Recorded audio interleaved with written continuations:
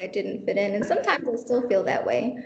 But to be honest, I think that being bicultural and having traveled internationally from a young age has become one of my greatest assets, and it's helped me tremendously in my career. I wouldn't change it for the world, and I still identify as 100% Trinidadian, and I'm very proud of it.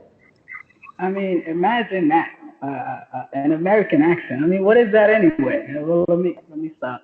I had to learn whatever it is. I had to learn it myself coming from Jamaica, so I definitely understand.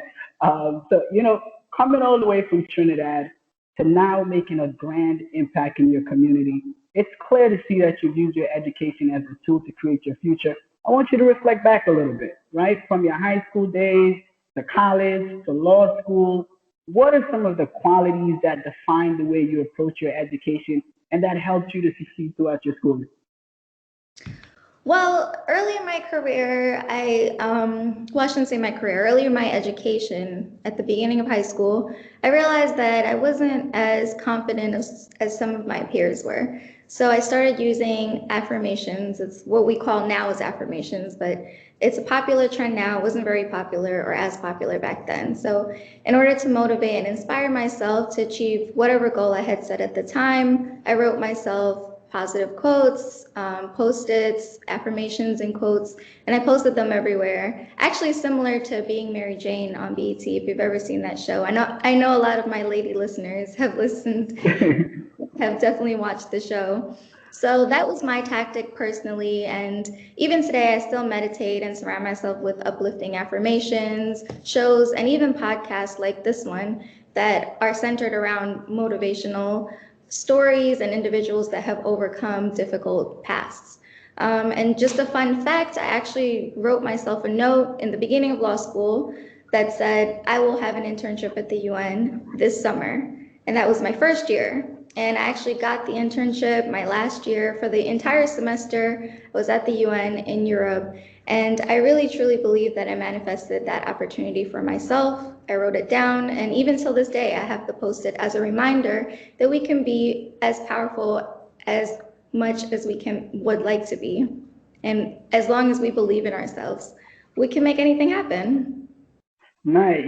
As you're mentioning that, and I just think about not only being from Jamaica and just the positive spirit we carry. That everything is all right and everything is gonna be all right. And so you find that everywhere in the Caribbean, and even in my corporate works, meeting so many different young folks from across the Caribbean, it's the same sentiment that you're describing. You know what? We really see the world and go after it. And so thanks for breaking that down. Well, what I want to say next is that to me, your journey is not only an inspiration to every young boy and girl, but really to all of us as Caribbeans, because you now run your own law firm. You run your. This is amazing stuff. This is stuff of fantasy. This is stuff that a kid just dreams about. So please introduce us to Stanick Law LLC. What are the services your law firm offers? And what would you like our listeners to know about the way in which your firm approaches their legal matters? Sure. So Stanick Law offers legal support in the areas of immigration, real estate, and business. We work with immigrant families, support entrepreneurs in building their businesses, and educate future homeowners and sellers through the closing process. So, with regard to our immigration services, that extends across all 50 states actually, because immigration is federal law. So, I actually have clients all over the US and internationally for those foreigners who are seeking to migrate to the US. And our real estate and business services are specifically located to New York and New Jersey because those are the states that I'm licensed in. As I previously mentioned, my internship at the UN largely shaped my legal ideologies. So one of my biggest pillars and a belief that I have that I brought into my practice is that I really believe that access to justice via legal representation should be a human right and not a privilege. It should not be offered and available only to certain individuals. It should be offered and available to all. And as such, I try to be as flexible with and accessible to my clients as I possibly can.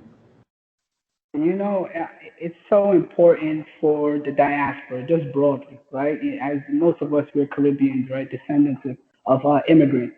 And so the truth is, so many of us in our family, we have aunts, uncles that's never used, their real name, because they just haven't figured out, how to have representation to help Sure. them through the legal process. So I think it really is inspirational to hear that this is a part of your focus, right? And so what I want to ask about next, right? I can imagine there's a massive difference in working for someone else's law firm and running your own practice, right? And so, are there any lessons you've learned about yourself now as a business owner, right, since you started in 2016?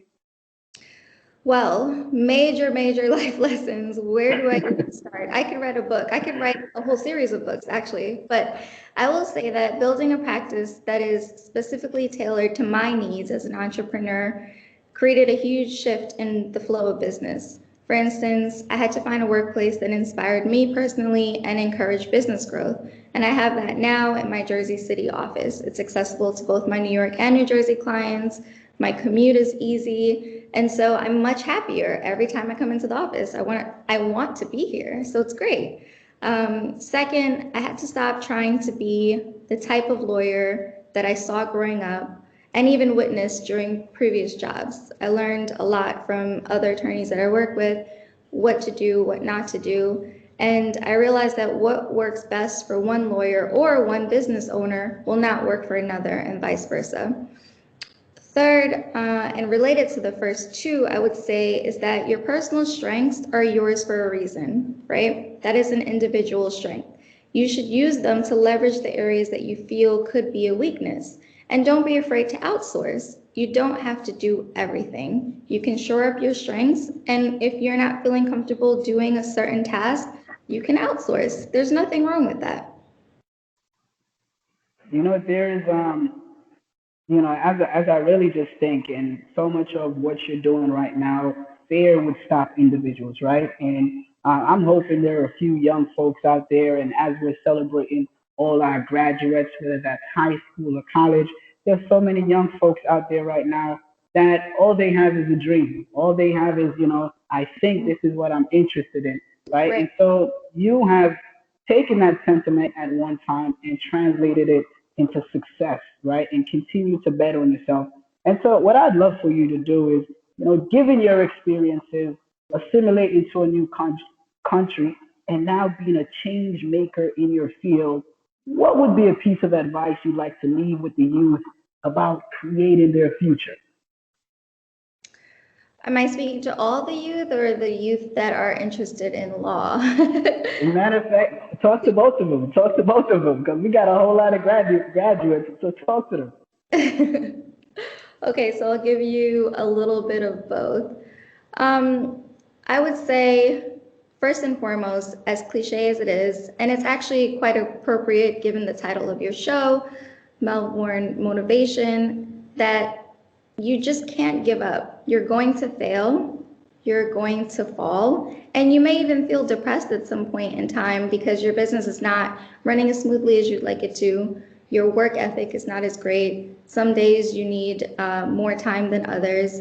But the most important thing is to find ways to self-motivate, like I discussed earlier, self-inspire, and keep yourself determined. It may be a friend, it may be a mentor, a podcast. If you are personally spiritual, meditation, whatever your spiritual practice calls for, if you can key in on healthy ways to personally keep yourself motivated and keep pushing yourself, there's really no end in sight. And I love that you discussed creating your own future because it is really a fact that we are in charge of our destinies. You don't, and you shouldn't ever give that power away to anyone else. So those would be my key factors. And with regard to my future lawyers and future law students, I always say to make sure that you are 150% certain that you want this degree. Because each year, each semester, and especially during the bar, it will slowly chip away at your enthusiasm because it is a very rigorous program. But again, if you can turn internally to yourself and seek that motivation, determination, guidance that you need, you will certainly make it through. Absolutely. It's just one of the themes I just keep thinking about listening to you. It really is, there is no blueprint. There's no blueprint. One day you're in Trinidad, the next day you're in the US, the next day you're trying to figure out what to do. And you got to find the courage within yourself and believe in yourself. And you have done that. And so I just want to thank you for taking the time to come and speak on Melbourne Motivation, inspiring our youth. Can you please tell us what is your website? Where can you folks reach out to you to utilize your law services? Where can people contact you and continue to support your movement?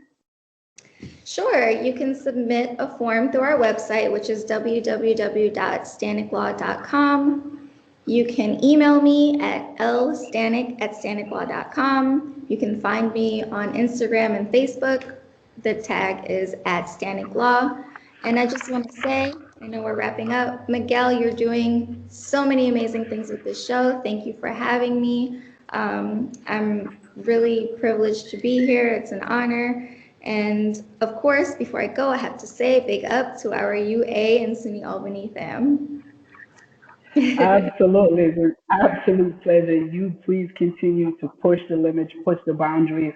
You truly are an inspiration. I just want to thank you again for taking the time to come and motivate us. And so we'll be in touch. Erwin. Thank you very much, and congratulations to you, Ms. Stanick, and best of wishes, and hope to have you again soon. And of Thank course, you. all my friends down there in St. Augustine, big up to them. Anyway, thank you very much, Miguel. And before you go, Miguel, you said, did you vote before you leave New York, or did you send in an absentee ballot? What's going on? Well, I'm glad you mentioned it. I'm going to have to work on that absentee. I didn't vote yet, right? And so I'm hoping I'll be able to get that voting. All right, I'm gonna get you off air though, so you can run out and do that. All right, because I appreciate that. All right, your vote do count. All right. 1,000%. I appreciate that. Until next time, how do we stay in contact with you, Miguel?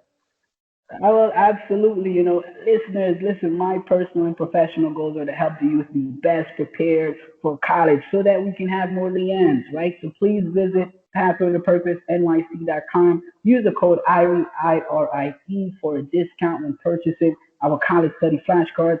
Please follow Melbourne Motivation on Facebook, on Instagram. Go back to YouTube. You'll be able to watch some of these past videos. And so until next time, please be safe. Please live with big energy. Erwin, we'll check in again next week.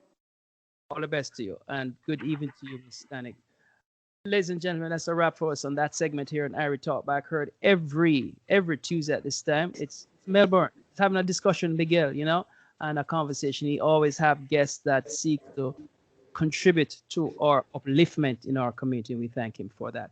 We're going to take a commercial break now. When we come back, we'll continue the dialogue.